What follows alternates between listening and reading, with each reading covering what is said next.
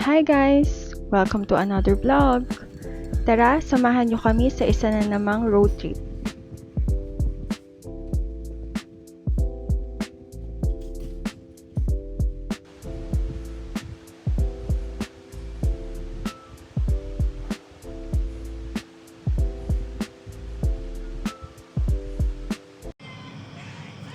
One thing I've learned lately is hindi naman kailangan laging perfect. Kahit basang buhok pa yan o hindi pa totally ready, minsan, okay lang umalis as you are. Mas importante yung memories na mabubuo.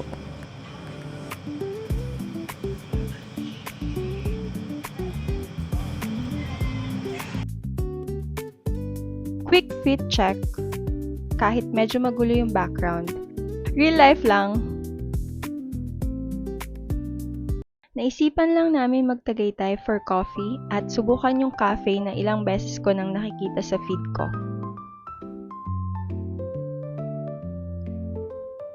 Ang ganda talaga ng weather dito sa Tagaytay. Hindi sobrang init, hindi rin sobrang lamig.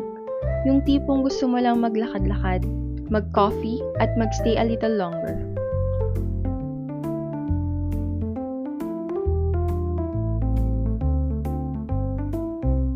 Malapit lang kami sa cafe na trip namin puntahan, kaya it will be a quick drive. Tara, samahan nyo kami.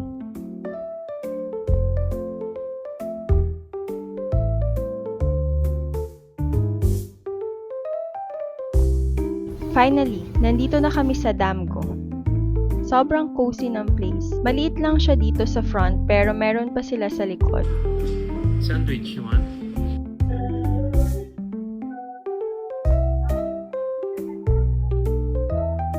Salad to? Every corner is so aesthetic. Asan yun? Favorite ko talaga yung mga ganitong simpleng moments. Order na tayo guys! Excited na ako matikman yung viral champurrado. Andito na yung order namin. May price mo. Marami rin pala yun. Siyempre hindi pwedeng walang sandwich para kay Julian. Ang saya lang panoorin habang unti-unting natutunaw yung chocolate dome. Akala ko nung una, baka gimmick lang siya. Pero nung nahalo na lahat, gets ko na kung bakit siya naging viral. Rich yung chocolate because they use tablea. Creamy siya, hindi siya sobrang tamis. Tapos may milk powder pa sa loob ng dome. Kaya mas naging balance yung flavor. Pero sa panin mo. Nakatry na rin kami ng champurrado sa ibang cafe before. And halos doble pa yung price nun. Pero honestly, mas nagustuhan ko pa to. Hindi siya nakakaumay. And every spoonful, lasang quality talaga. As someone in my 30s, ito yung klase ng dessert na ma-appreciate mo. Hindi kailangang sobrang tamis, pero masasabing masarap talaga. Sarap. Mas ulit to. Sarap man. Chocolate siya.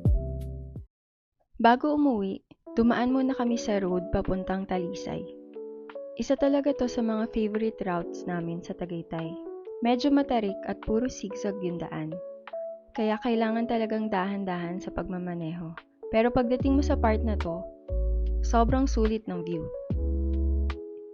Minsan, hindi talaga yung destination yung pinaka-enjoyable, pati yung biyahe.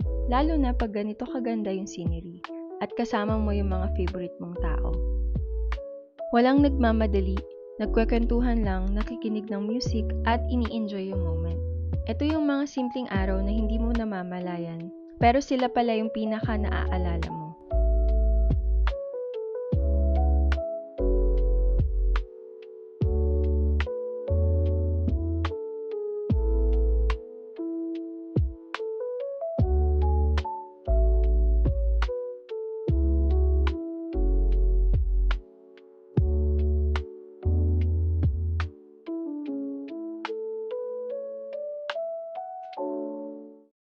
Pag-uwi namin, steak naman.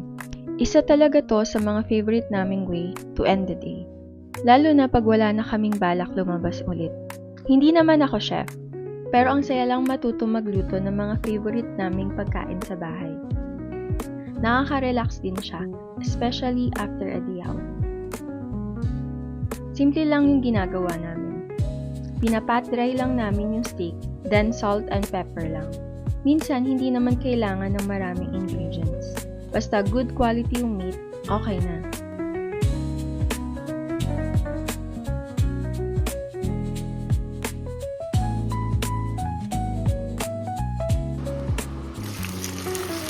Tapos ito na yung favorite part ko. Yung tunog pa lang habang niluluto. Parang alam mo nang magiging masarap.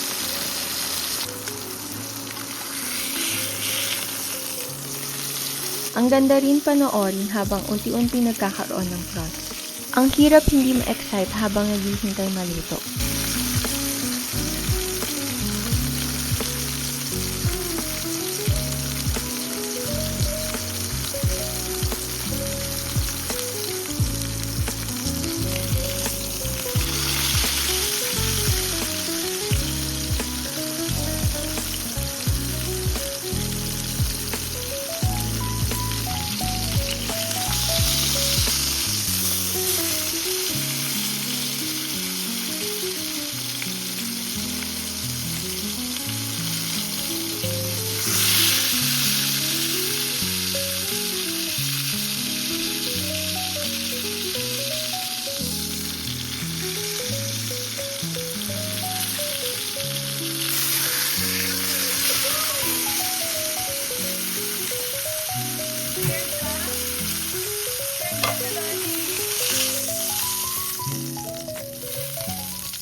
And here it is. Definitely worth the wait. I always go for medium rare because I like it juicy and tender. Ang sarap talaga pag tama lang yung luto. I feel like days don't always have to be full of big plans to be memorable. Sometimes, a spontaneous coffee trip, a good meal, and spending time with your family are more than enough. These are the kind of days I want to remember.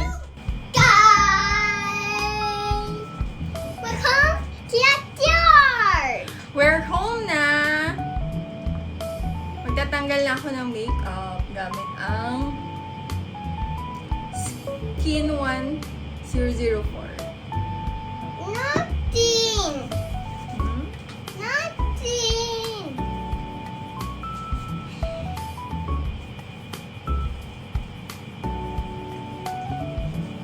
Tagal na makeup? Yes, magtatanggal na si Mami. Baby, can you open the door? Okay. No! It's okay. Open the lights also. Thank you.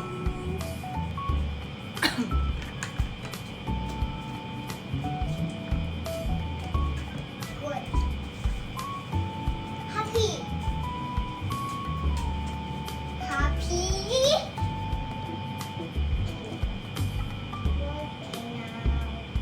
This is also from Skin 1004. Their sleeping pack. And wake up. And eat. And cook. Oh yeah, it's good. And bang. And butter. And eat. Matanggal yung lipstick.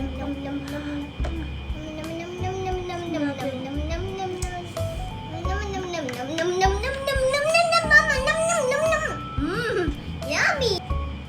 Eat it. Bad, the mosquito, mommy. Ang bad si mosquito talaga. Okay. Ito na. This one. Oh my. Oh my God!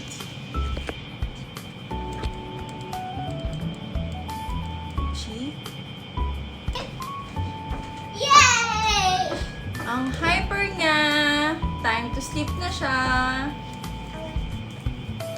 Happy birthday! Yay! You eat now.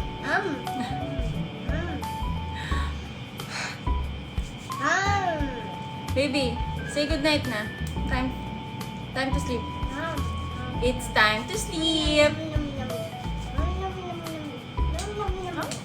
Hungry ka ba? Say good night. Then, last no teeth. Time na mag-brush ng teeth. Teeth. Then, they're alive. Then, close the door. Oh, say good night na. Come here. Say good night. Say bye-bye na. What? Good night! Look here. Good night. See you on the next vlog!